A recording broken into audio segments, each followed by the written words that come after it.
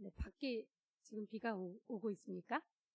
네, 비도 오고, 또 오늘은 내일도 쉬는 연휴인데, 이렇게 예배의 자리, 말씀의 자리에 나오신 여러분을 환영하고 축복합니다.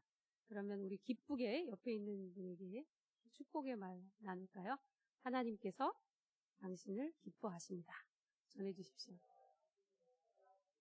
네, 반대편에 계신 분께는 하나님께서 당신을 사랑하십니다. 하나님께서 여러분을 사랑하십니다. 네. 네. 가족을 고쳐드립니다. 라는 책이 있다고 합니다. 제가 사실 이 책을 읽지 못했습니다. 왜냐하면 이 책이 있다는 걸 아는데 이사 준비를 하느라고 책을 마구마구 저기로 막 싸는 바람에 책을 찾으려고 노력했지만 찾지 못했습니다. 그래서 조금 소개만 하는, 네, 그렇습니다. 가족을 고쳐드립니다. 라는 책의 저자는 브루스 파일러라는 사람인데요. 이 책은 무슨 책이냐면 경영관리 기술을 이용해서 가족이 성장을 위해서는 어떻게 하면 좋은가를 재현하는 내용의 책이라고 합니다. 근데 이 사람이 얘기하는 건 뭐냐면 자녀들은 부모의 삶의 이야기를 더 많이 알면 알수록 자존감이 높아지고 자신의 삶에 대한 의지가 강해지고 가족을 더 신뢰하게 된다는. 그래서 자신이 태어나기 전에 자신의 가족들 안에 어떤 일이 있었는지 그 이야기를 잘 알게 되면 앞으로 살아갈 때 더 자신의 미래를 힘있게 살 수 있게 된다. 라고 이 사람은 말하면서 가족의 이야기를 발전시켜라. 이렇게 제안을 한다고 합니다. 그런 점에서 우리 영신의 가족들도 우리 각자에게 있는 이야기, 하나님께서 내 삶에 나타나신 하나님의 사랑 이야기를 서로 나눌 때 우리 영신 가족 공동체가 더 단단하게 될 수 있다라는 생각하에 제가 오늘 제 얘기를 조금 나누려고 합니다. 저의 삶에 찾아오신 하나님, 저의 삶에 나타내 주신 하나님의 사랑 이야기를 조금 하려고 합니다. 좀 부끄럽고 또 혹시 기억이 좀 정확하지 못해서 혹시 좀 틀리게 말하면 어떡하나 이런 좀 걱정이 있긴 합니다만 제 삶에 몇 가지 있었던 삶의 맞이들의 이야기를 조금 나누려고 합니다. 전에 제가 말씀을 나눌 때 제가 조실 부모하였다 이렇게 말씀드린 적이 있죠. 그래서 아마 여러분이 많이 충격을 받으셨나 봐요. 저에게 오셔서 아유 어떻게 그랬냐고 막 저의 등을 두드려 주시고 손을 잡아 주시고 막 그래서 제가 너무나 따뜻했던 기억이 있습니다. 제가 어려서 그렇게 부모님이 돌아가셔서 제 마음에는 바람이 돌아다니는 것 같았다. 들판에 서 있는 것 같았다. 라고 말씀드렸었죠. 그런데 하나님께서 저의 삶에 뒷문을 열어놓으셨다. 저를 만나주셨다. 하나님의 사람들을 보내셨다. 이렇게 말씀드렸었습니다. 그랬는데 그 하나님을 만나기 전에 저는 하고 싶은 게 별로 없는 그리고 좀 우울감을 많이 가진 그런 사람이었습니다. 그랬는데 제가 저희 집에 아무도 예수님을 믿는 사람이 없고 제가 저희 집에 1호 크리스찬입니다. 근데 이제 제가 그렇게 하나님을 전도가 되어서 친구에게 하나님을 만나고 나서 하고 싶은 게 생겼어요. 되고 싶은 게 생겼어요. 뭐가 되고 싶었냐면 예수님의 제자가 되고 싶었어요. 그리고 또 하나 제 마음속에 바라던 게 또 하나 있었는데 뭐였냐면 30 전에 예수님이 오셨으면 좋겠다 생각을 했었어요. 30이란 나이가 좀 제가 그때 20이 간 넘었을 때 조금 생각하기 싫더라고요. 그래서 하나님 제가 30 되기 전에 예수님이 다시 이 세상에 오셨으면 좋겠습니다.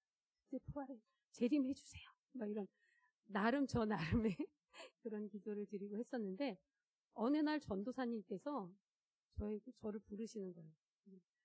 제가 조금 교회가 워낙 따뜻하고 그러니까 뭐 교사도 하고 찬양대도 하고 막 하여튼 교회에서 뭐 봉사를 많이 해서 그런지 전도사님께서 저를 부르시더니 예수전도단이라는 선교단체에 예수제자 훈련학교가 있다. DTS라고 혹시 들어보셨나요? 네. DTS를 가면 어떠냐 하고 저에게 제안을 하셨어요. 근데 제가 아무도 모르게 품고 있었던 소원이 있었죠. 예수님의 제자가 되고 싶다. 누구에게 이야기하지 않았지만 전도사님이 그 말씀을 하시는데 저도 모르게 하나님께서 말씀하시나? 라는 생각이 들었어요. 그래서 그때 제가 회사를 다니고 있었는데 얼른 사표를 내고 어떻게 하면 예수제자 훈련학교에 갈 수 있을까? 막 알아봤죠. 예수전도단에. 제가 화요 중보기도 모임도 좀 다니고 그래서 조금 그 모임의 그 경배와 찬양하는 그 중보기도를 알고 있었거든요. 근데 그래서 이제 서울 사무소에 연락을 해봤더니 조금 제일 가까운 게 홍천에서 DTS가 열린다는 거예요. 그래서 그럼 거길 가야겠다 생각을 했습니다. 그런데 면접을 해야 된대요. 왜냐하면 지원자가 너무 많기 때문에 그 중에서 좀 고르겠다는 거죠. 그래서 예수님의 제자가 되는데도 이렇게 쉽지 않구나. 뽑혀야 하는구나 라는 생각을 했어요. 그래서 알아보니까 3개월간 강의를 듣고 예배를 드리고 2달간 전도 여행을 갑니다. 그래서 저는 이제 홍천에서 3개월 동안 예배와 강의를 듣고 2달 동안 우즈베키스탄이라는 나라에 이제 전도 여행을 가기로 하고 이제 홍천에 가서 DTS 훈련을 받았어요. 근데 훈련을 받으면서 이제 제가 개인적으로 결심했던 것은 무엇이냐면 예수님이 기뻐하시는 제자가 돼야 되겠다. 그렇다면 내가 어떻게 살아야 될까? 하나님께 좀 묻고 하나님의 대답을 듣고 싶다. 그런 생각을 했습니다. 근데 이제 하루가 6시에 새벽 기도를 하면서 시작을 해요. 그런데 제가 이제 5시에 가서 그 예배당에서 먼저 이제 새벽 기도를 하면서 기다렸습니다. 하나님이 나에게 과연 뭐라고 말씀하시는가? 하나님, 저는 예수님의 제자가 되고 싶은데 하나님 저를 인도해 주세요 하면서 기도를 했어요. 근데 이제 제가 이렇게 새벽에 일어나서 조용히 나갔는데 제 옆에 있는 언니들이 자꾸 저한테 물어보는 거예요. 어디가? 막 기도하러요. 그랬더니 자기들도 좀 같이 가겠대요. 그래서 이제 2명이 생겼어요. 그래서 셋이 각자 이제 떨어져서 기도를 하기 시작했는데 3개월이 거의 될 쯤에 어느 날 하나님께서 저에게 말씀하셨어요. 이사야 56장의 말씀이셨는데 나의 기뻐하는 금식은 너의 골육을 피하여 스스로 숨지 아니하는 이것이니 이 말씀이었어요. 그래서 그 말씀을 딱 받았는데 제 마음이 어땠냐면 하나님 제가 이제요 집에 두고 온 가족 또 일 당시에 이건 저희 신랑이 들으면 안 되는데 사귀던 남자친구 모든 걸 다 내려놓고 제가 주님의 제자가 되려고 합니다. 주님이 가라는 곳으로 제가 가겠습니다. 이런 마음을 제가 먹고 있었는데 주님의 응답은 집으로 가서 가족을 돌봐라 라는 말씀이었어요. 그러니까 제가 딱 아멘이 되지 않고 잘못 들었나? 하는 생각이 드는 거예요. 주님 한 번 더 확인 좀 시켜주세요. 이런 생각이 들었어요. 근데 이제 일단 그 응답을 가슴에 품고 우즈베키스탄으로 전도를 이제 간다. 이렇게 생각하고 있었는데 이제 계속해서 이제 제 마음에 주님 더 말씀해 주세요. 이런 마음이 있었죠. 근데 떠나기 며칠 전에 홍천에 내림천이라는 곳이 있어요. 혹시 가보신 분이 있을지 모르겠는데 거기 이렇게 물살이 유속이 꽤 빠른데 넓은 자갈밭이 있습니다. 이제 거기로 DTS 동기들 모두가 학교에 그때 제자 학교에 모든 사람이 소풍을 간 거예요. 그런데 어떤 언니가 저는 이제 그 DTS 하는 동안 그분과 나이가 좀 달라서 제가 같은 나이 친구들이 5명이 있었거든요. 그래서 5이서 이렇게 잘 뭉쳐 다녔는데 그분과는 얘기를 해본 적이 없는데 그분이 저를 보시더니 그분이 약간 그러니까 지금 신자가 된 지 얼마 안 된 분이었는데 은사가 많이 열리셨었나 봐요. 근데 지금 저를 이렇게 가까이 쳐다보고 있었는데 어떤 환상을 보신 거예요. 그래서 저에게 말씀하시는 거예요. 자매님이 폭풍우 속에서 폭풍우를 마주하고 이렇게 헤치고 나간다는 거예요, 제가. 그래서 저는 힘이 없고 그래요? 저도 되게 당황했어요. 그 말을 들을 때 제가 무슨 말로 이 분에게 대답을 해야 될지 잘 모르겠어서 네, 알겠습니다. 그리고 저는 일단 내가 이분을 어떻게 해야 되지? 이게 무슨 일일까라는 생각을 했죠. 근데 제가 기도 응답을 받은 게 있잖아요. 그래서 이게 그것과 연결되는 건가 하는 생각을 했습니다.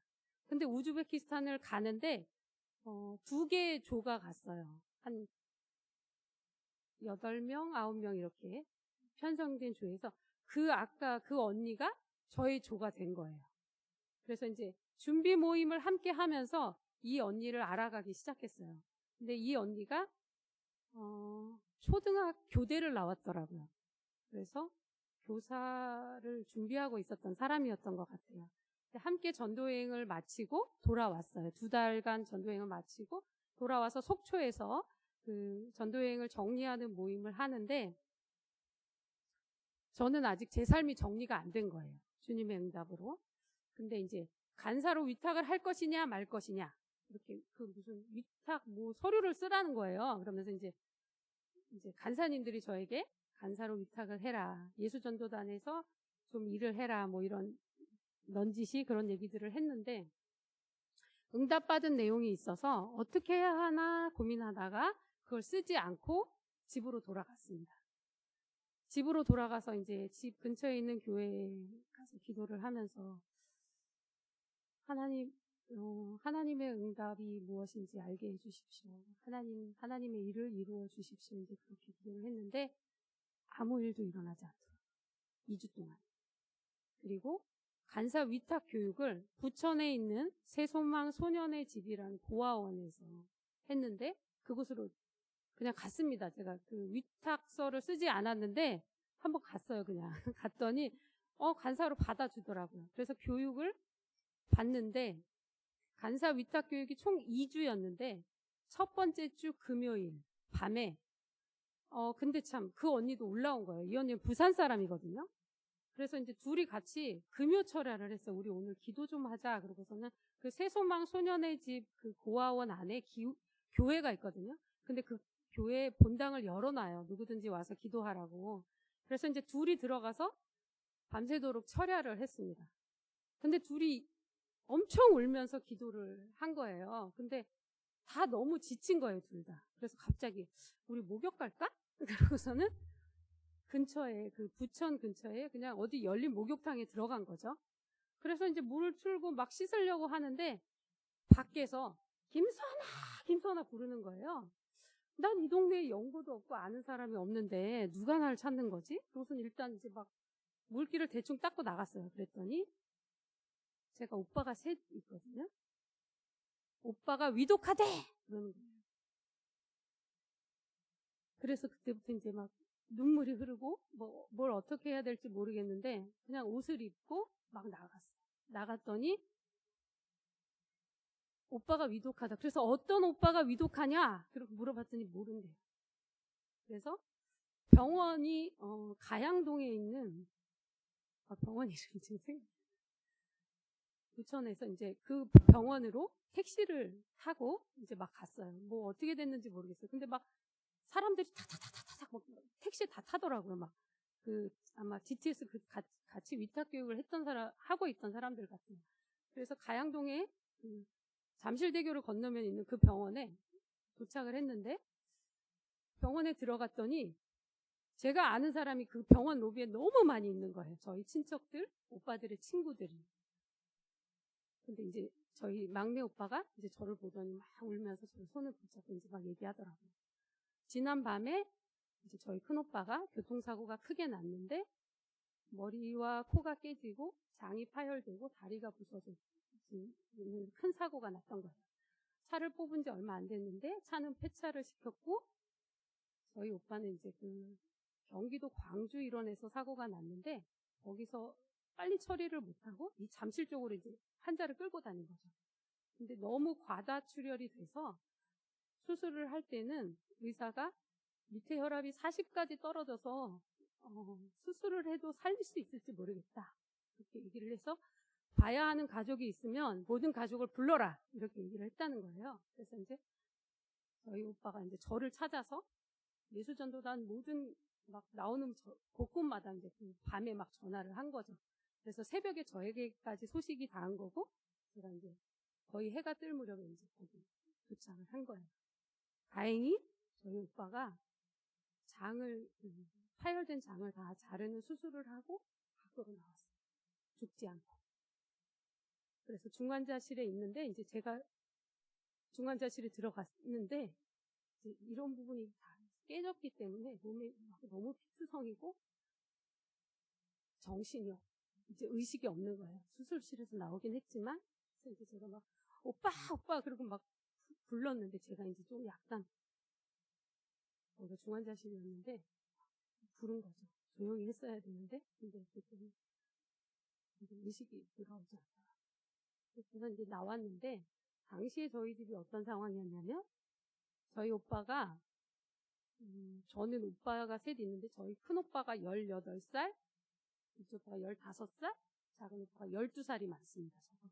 제가 워낙 늦둥이라서.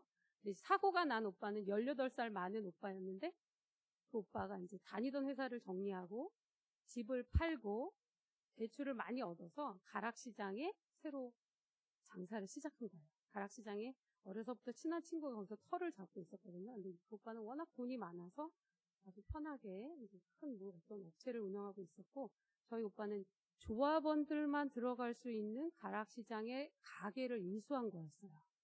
근데 그 가게가 어음을 많이 부도를 내고 그런 건데, 그 빚을 좀 일부 갚아주고 거기 이제 그 인수를 한 거죠. 그랬는데 생각보다 아마 장사가 덜 됐던 모양이에요. 그래서 오빠가 아마 술을 좀 마셨는데 사고가 난 것 같아요. 그러니까 굉장히 악한, 뭐라 그럴까, 조건이 너무 나쁜 상황에서 사고가 난 거죠. 차도 폐차를 했고 막 그런 상황이었어요. 근데 제가 정신이 번쩍 들더라고요. 나의 기뻐하는 금식은 내 골육을 피하여 스스로 숨지 아니하는 이것이니, 라는 하나님의 말씀이 제 영혼을 사로잡은 거죠. 그래서 이제 제가 그때부터 저희 가족들에게 이제 이야기했습니다. 오빠, 하나님께서 말씀하셨어. 이 일을 나에게 맡으라고. 근데 이제 저희 둘째 오빠도 막내 오빠도 회사를 다 휴가를 내고 이제 일주일씩 다 휴가를 내서 저희 식구들이 다 모여 있었는데, 돌아가라. 이 일을 내가 하겠다. 이렇게 말했어요. 제가 95년 9월 16일에 사고가 났는데 9월 18일부터 제가 이제 가락시장에서 장사를 하기 시작했습니다. 당시에 저는 뭐 지금도 부족한 점이 많지만 너무나 부족한 게 많고 어리고 회사를 잠깐 다닌 경험 외에는 뭐 별게 없는 그런 그냥 젊은 여자아이죠. 어린 여자아이. 20대. 그래서 그랬는데 시장에 갔는데 그 원래 조합원이었던 가게 주인 아들을 일하는 아저씨로 쓰고 있는 거예요. 또 다른 아저씨랑 이렇게. 근데 이제 제가 12시 반에 출근을 하는데 그분이 3시 반에 나와요. 그리고 뭔가 그렇게 기껍게 저를 도와주지 않는 거예요. 그리고 이제 저는 아무것도 모르잖아요. 물건값도 모르고 물건이 언제 누가 파는지 뭘 어떻게 팔아야 하는 건지 뭐 장사라는 게 뭔지도 아무것도 모르는데 그냥 했습니다. 뭘 누가 사러 오면 모르면 이제 전화를 해요. 어떤 분이 오시더니 모르는 게 있으면 자기한테 다 물어보래요. 자기는 저쪽에서 장사를 하는 사람이래요. 그래서 아 그러세요? 그럼 전화번호 달라 그래서 손님이 오면 이제 그분에게 전화를 하는 거예요. 뭐가 얼마예요? 무슨 이름도 모르잖아요. 그래서 이제 제가 열심히 공부를 했어요. 가게에 너무나 많은 물건이 있는데 얼마에 들어오는지 얼마에 팔아야 되는지 이제 그때부터 표를 막 작성해서 외우기 시작한 거죠. 그리고 밥을 못 먹겠는 거예요. 이게 약간 시장이라는 장소가 이제 가게가 있긴 한데 막 왔다 갔다 하고 막 굉장히 복잡한 거예요. 그래서 살이 막 빠지더라고요. 그래서 그때 저를 만나셨으면 와 고현정과 비슷하다 이런 생각을 하셨을 거예요. 그때 친구들이 제가 청바지 입고 이렇게 나가면 너 고현정인데? 막 이렇게 얘기했었거든요. 그래서 근데 정말 놀라운 일이 일어났어요. 은행에 빚이 1억 8천이 있었고, 이렇게 구체적인 금액을 말하면 안 되죠. 또, 오빠가 중환자실에 한 달 있었는데, 매주 500만 원 이상의 병원비가 계속, 대수술을 계속하면서 3번의 수술을 했는데, 4주째 중환자실에서 나왔습니다. 근데 원래 전치 6개월이었는데, 2달이 안 돼서 병원에서 퇴원했어요. 정말 놀라운 일이죠. 의사가 너무 많이 놀랐어요. 어떻게 이런 일이 있을 수 있는지 모르겠다. 그리고 의식이 어느 날 돌아왔는데 오빠가 딱 하는 말이 선아가 울더라. 제가 우는 목소리를 들었다는 거예요. 제가 막 잠을 못 자고 힘들어도 오빠를 계속 만나러 갔었거든요. 어떻게든 살리고 싶었기 때문에 그때는 막 기도하면서 그렇게 했던 거죠. 그래서 오빠가 그렇게 놀랍게 회복했고, 그리고 제가 알지 못하는 어떤 물건을 많이 사는 손님들이 와요. 근데 제가 물건값도 잘 모르잖아요. 근데 아무튼 장사가 잘 되는 거예요. 그래서 자꾸 통장에 이제 돈이 쌓이고, 은행에 또 그냥 오빠 친구에게 빌린 돈도 그 돈도 많은데 빚을 좀 갚을 수 있고, 또 이제 저희가 집을 팔았었잖아요. 그래서 전세를 살고 있었는데 한 1년이 조금 지나서 2년 이렇게 됐을 때 저희가 집을 샀어요. 이제 그렇게 하나님께서 놀랍게 회복시켜 주시는 역사가 있었어요. 그러니까 제가 하나님께서 이렇게 함께 해 주실 때 그 경험이 얼마나 놀라운 것이었는지, 사실 그때 너무 힘들어서 교회를 다니지 못했어요. 근데 시장에서 계속 찬양하고 기도하고 그냥 그러면서 지낸 거죠. 이제 그렇게 됐는데, 이제 저의 주일학교 선생님이신 분이 신학을 하셨어요. 그래서 전도사님이 되시고 목사님이 되셨는데, 그분이 저에게 어느 날 저에게 신학을 하라 말씀하셨어요. 제가요? 저는 아닌데요? 막 그랬는데, 제가 이제 확인을 하고, 이제 기도를 하고, 신대원에 갔고, 이제 신대원에서 이제 결혼을 했고, 뭐, 선교를 하려는 마음이 있었기 때문에 요르단도 갔다 왔고, 전에 말씀드린 것처럼 그랬는데, 제가 영신교회에 온 이야기를 조금 해드리고 싶어요. 제가 45에 둘째를 낳았습니다. 할렐루야. 그러고 나서 이제 둘째가 좀 컸는데, 둘째를 낳기 직전까지 사역을 했었거든요. 근데 또 이제 아이가 한 서너 살쯤, 3살쯤 됐는데 친구들한테 자꾸 뭐 연락이 오는 거예요. 준전님 할래, 뭐 어디 파트 할래, 막 사역을 하라고 자꾸 연락이 오는 거예요. 그런데 다 너무 멀어요. 그래서 하나님, 제가 사역을 하려면 일산이나 공항 주변에 있는 교회에서 사역을 하고 싶어요. 좀 가까운데 있으면 주님 인도해 주세요 하고 기도를 했는데, 어느 날 성빈 게시판에 영신교회가 딱 뜬 거예요. 그래서 쫙 지도를 열어봤더니 10몇 킬로, 내가 딱 기도했던 적당한 거리예요. 근데 거기에 자격 외에 연령 38세 이하 이렇게 딱 써 있는 거예요. 당시에 저는 48세였거든요. 10살이나 나이가 많잖아요. 그래서 나는 안 되겠다 이제 그랬어요. 그랬는데 친구랑 전화를 하는데 친구가 이력서는 일단 한번 내봐. 그건 모르는 일이잖아. 그러는 거예요. 자격이 안 되는데 내도 될까? 그랬더니 일단 내. 그러는 거예요. 그래서 이제 그날 밤에 자기소개서를 쓰고 이력서를 써서 메일을 보냈습니다. 그러고 나서는 아침에 현관문을 내려와서 저희 사택문을 딱 열었는데 문 앞에 영신교회 그 노란 차가 딱 서 있는 거예요. 제가 얼마나 놀랬겠어요. 어머나! 깜짝 놀랐죠. 이게 무슨 일이야. 그래서 이제 문을, 이제 저희 사택 앞을 나오면 낮은 울타리가 있거든요. 그 앞에 영신교회 차가 서 있는 거예요. 그래서 이제 남편한테 전화를 걸었죠. 내가 어제 이력서를 냈는데 그 교회 차가 지금 우리 집 문 앞에 서 있어. 이게 무슨 일이야? 그랬더니 같은 서남노회였는데 이제 그런 생각을 못한 거죠. 서남노회 여전도에 무슨 뭘 하고 있대요. 지금 김포중앙교회에서. 저희 신랑이 김포중앙교회에서 사역을 하는데 저는 너무 깜짝 놀라가지고 다시 집으로 들어갔어요. 그러고서는 주님, 이게 무슨 일이에요? 저 이 교회 가게 될 건가요? 이렇게 생각했어요. 그런데 일주일이 지나도 열흘이 지나도 소식이 없는 거예요. 분명히 아니 차를 그렇게 문 앞에 세워 놓으셨는데 주님 어떻게 된 겁니까? 그래서 기다리다 제가 김성 목사님에게 전화를 했습니다. 저 아무개인데요. 제가 그 지원을 했는데 어떻게 됐나 궁금해서 전화를 드렸어요. 그랬더니 네 오십시오 그러는 거예요. 네? 저를 면접하지 않으시고요? 그랬더니 저로 결정을 했다는 거예요. 그런데 지금 상이 나서 자기가 너무 바쁘니까 일단 1월 마지막 주에 오라고 그렇게 얘기를 하시더라고요. 그래서 이제 영신교회에 자격 없는 제가 와서 사역을 하게 되었습니다. 얼마나 감사하고 행복했었는지 말로 할 수 없습니다. 조금 더 말씀을 드리고 싶은데 네. 근데 제가 저희 신랑도 저와 같은 나이고 저보다 한 기수 높은 목사인데 지금 담임 임지를 계속해서 찾고 있었어요.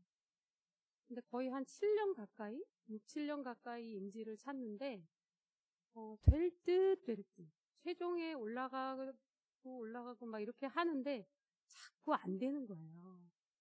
근데 작년에 어떤 교회에 너무 될 것 같은 거예요. 제 마음이 기도했을 때 여기 가겠구나. 주님이 여길 보내시는구나 이런 생각이 들었던 거죠. 그랬는데 아쉽게 안 됐어요. 그렇게 이제 11월, 12월을 보내고 났는데 어떤 분이 말씀하시더라고요. 기쁨은 천국의 진지한 의무다. 근데 제 마음이 자꾸 기쁨이 없으십니다. 그리고 조금씩 야금야금 무기력해집니다. 그리고 하나님을 신뢰하지 못합니다.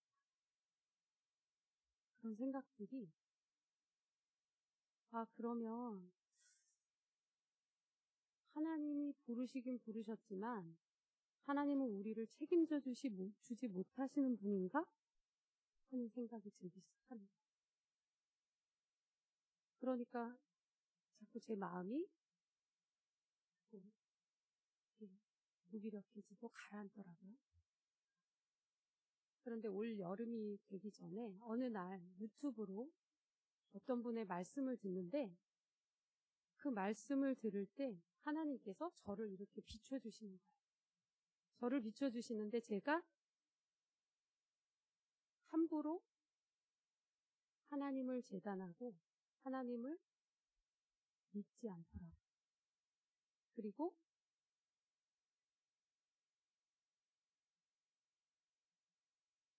하나님께서 얼마나 놀라운 분이신지에 대해서 잊어버리고 하나님께서 나와 어떻게 동행해 주셨는지 우리 집에 얼마나 놀라운 일을 이루어 주셨는지 제가 다 말씀드리지 못하지만 얼마나 저에게 응답하셨고 얼마나 저에게 놀라운 은혜를 부어주셨는지 잊어버리고 있더라고요.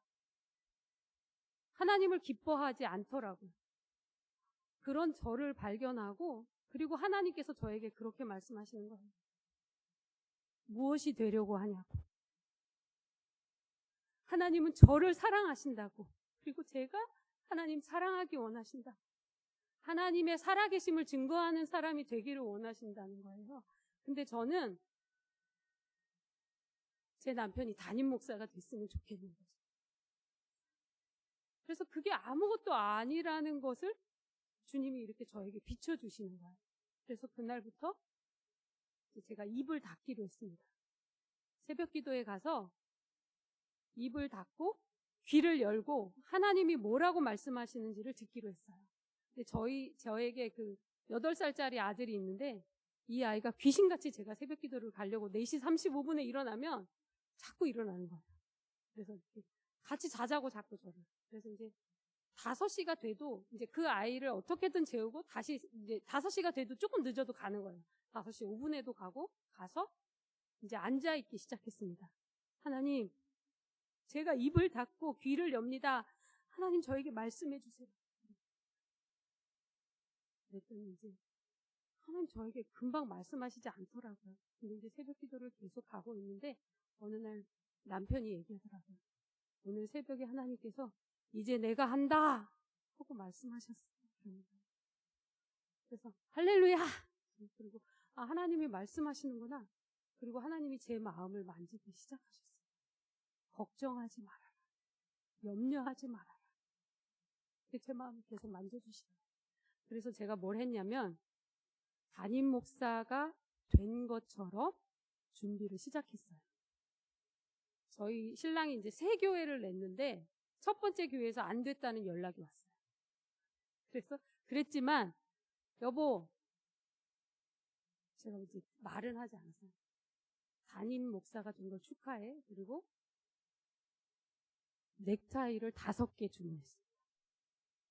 그리고 새 와이셔츠를 준비하고 담임 목사가 되면 무엇이 필요한가 생각하면서 내가 열심히 기도해야 되겠구나. 그래서 제가 기도하는 거, 성경 읽는 거 이런 것에 더 충실히 하자. 그걸 이제 실천하면서 그렇게 지내고 있었던 거죠. 그런데 어느 날 이제 교회에 왔다가 집에 돌아갔습니다.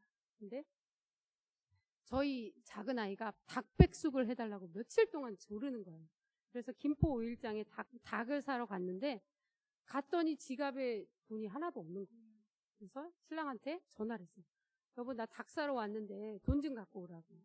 그래서 이제 기다리고 있는데 닭도 다 이제 준비가 되고 막 돈 내고 가면 되는데 아무리 기다려도 오질 않아요. 그래서 너무 답답해서 왜 이렇게 안 오나. 그리고 계속 살 게 있는 것처럼 닭 그 파는 가게 주변에서 왔다 갔다 하면서 기다렸는데 드디어 왔어요. 오더니 거제도에 가자 그러는 거예요. 애들은 어떡하고 거제도에 가? 난 못 가. 왜? 장례 났어? 그랬어요. 신방 가? 그랬더니 거제도에서 면접을 해. 모르시는 분은 모르시고 아시는 분은 아시겠지만 거제도에 있는 덕포교회에 저희가 담임으로 성빙이 되었어요. 그래서 이제 제가 다음 주에 사임을 합니다. 근데 3번째 교회에서도 연락이 왔어요. 면접 보러 오라고. 그 교회는 이제 서울에 있는 좀 큰 교회인데 저희가 이제 청빙이 결정되었으니까 면접은 가지 않았습니다. 제 삶에 하나님께서 찾아오셨습니다. 하나님께서 그 사랑을 나타내셨습니다. 오늘 본문에 사도 요한은 말합니다. 예수님께서 이 땅에 오셔서 우리를 구원하시기 위해서 못할 일이 없으시다. 1장에 보면 사도 요한은 예수님을 보았고 예수님을 들었다고 말합니다. 예수님은 우리를 살리시려고 십자가에서 그 생명을 내어주셨습니다. 예수님은 그렇게 우리에게 당신의 사랑을 나타내셨습니다. 예수님은 우리를 구원하시기 위해서 못하실 일이 없으십니다. 아마 저뿐만 아니라 여러분의 삶에 하나님께서 그 사랑을 나타내셨고 오늘도 나타내시고 앞으로도 나타내실 것입니다. 그 풍성한 이야기를 우리 서로 나누며 우리 영신교회가 더 단단한 하나님을 사랑하고 하나님을 세상에 증거하는 그런 공동체가 되기를 간절히 축원합니다. 네. 기도하겠습니다. 하나님 아버지, 예수 그리스도를 아까워하지 않으시고 우리를 위해 내어주신 그 크신 하나님의 사랑을 찬양합니다. 그 하나님의 사랑을 맛보며 하나님과 교제하며 살게 하시니 감사합니다. 저희 삶에 찾아오신 하나님의 이야기를 계속해서 기억하고 나누며 저희들이 더욱 힘있게 하나님을 나타내는 그런 귀한 하나님의 자녀로 살아가도록 저희에게 은혜를 더하여 주옵소서. 감사하며 예수님 이름으로 기도합니다.